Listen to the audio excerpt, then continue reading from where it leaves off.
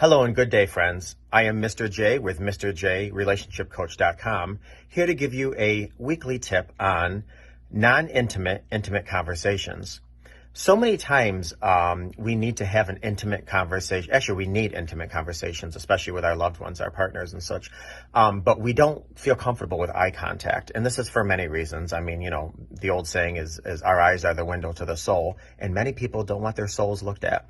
So for whatever reason. Now, I'm not going to get into the Asperger and autism spectrum, which eye contact is challenging. I'm just going to talk about, simply put, non-intimate, intimate relationships. In conversations. So if you want to have an intimate conversation with somebody, but you're not comfortable with eye contact, here's a few things that I suggest.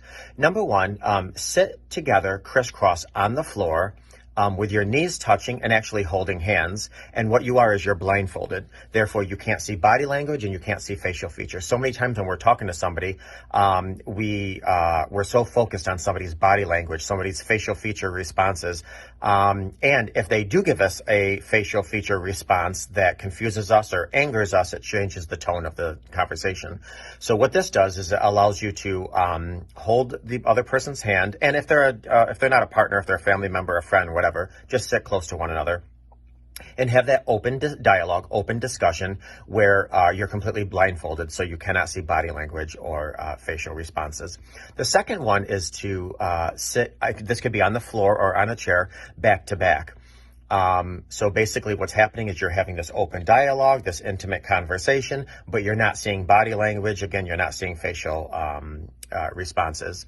And the other thing too with this is that it tells the person that you're talking with, no matter how this discussion goes, we got each other's back. The last thing I wanted to say, and this is for people that don't mind eye-to-eye contact, is what's called an open palm conversation. When I was taking one of my coaching classes, I learned this, and it's very effective because I use it with actually my son right now.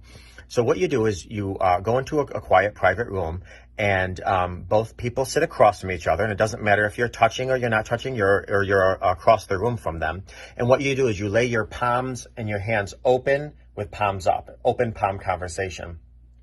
And what this does is it sends a signal to your mind that not only are you going to be open and honest, but you're also, your conversation, your words are not going to be judged because you're going to see the other person's palms open. So for an open palm conversation. So it's a non-judgmental, safe body posture, letting both of you know we are in a non-judgmental, very safe space, that what we share is going to be respected.